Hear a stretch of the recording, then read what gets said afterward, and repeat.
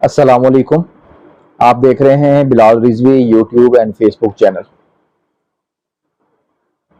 دوستو، کچھ کہانیاں حقیقت پر مبنی واقعات ہوتے ہیں اور کچھ کہانی ہمارے بزرگوں نے ہمیں کوئی نہ کوئی سبق، کوئی نہ کوئی لیسن دینے کے لیے بنائی گئی ہوتی ہیں۔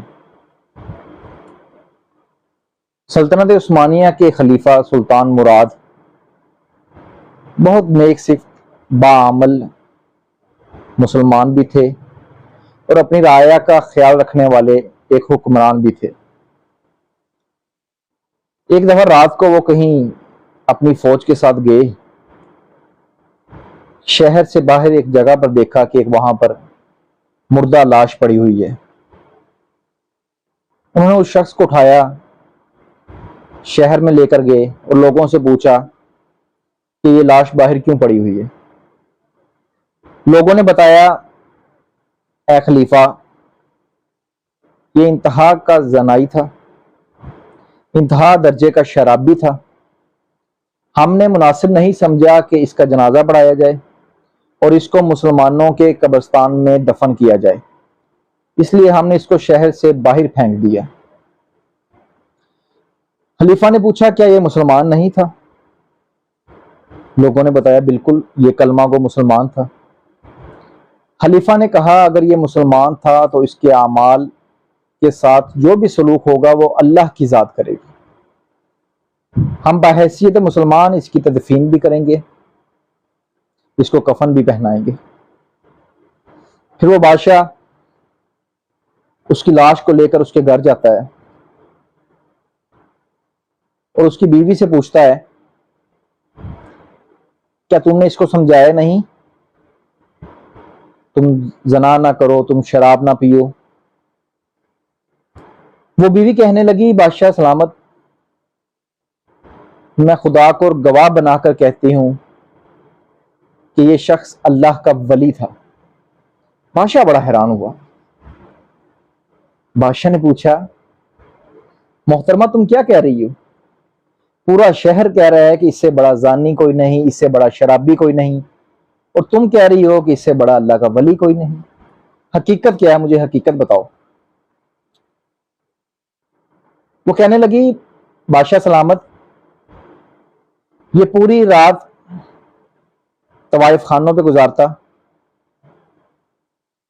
وہاں پہ کسی کی طوائف کی قیمت ادا کرتا اور اس کو لے کر اس کمرے میں پوری رات عبادت کرتا، اور صبح مجھے آ کر کہتا کہ آج ایک مسلمان کو میں نے گناہ کرنے سے بچا لیا ہے۔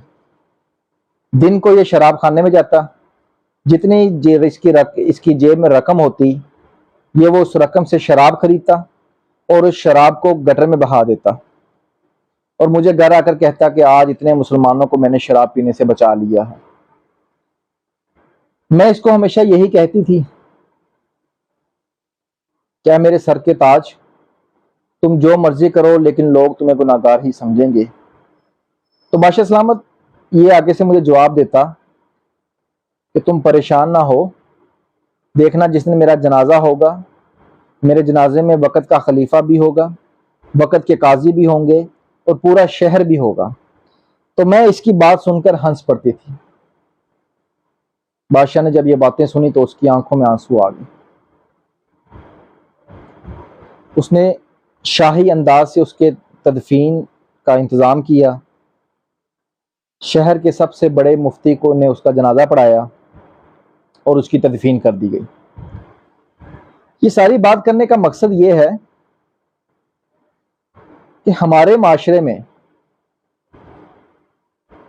ہم کسی بھی آدمی کو دیکھ کر خدا کیوں بن جاتے ہیں، جج کیوں بن جاتے ہیں؟